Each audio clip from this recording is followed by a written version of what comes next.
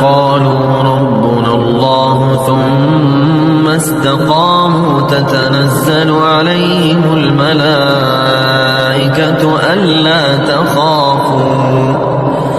ألا تخافوا ولا تحزنوا وأبشروا بالجنة التي كنتم توعدون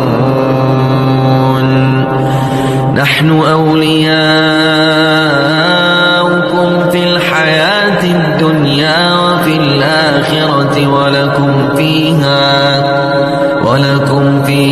ما تشتهي أنفسكم ولكم فيها ما تدعون نزلا من غفور رحيم.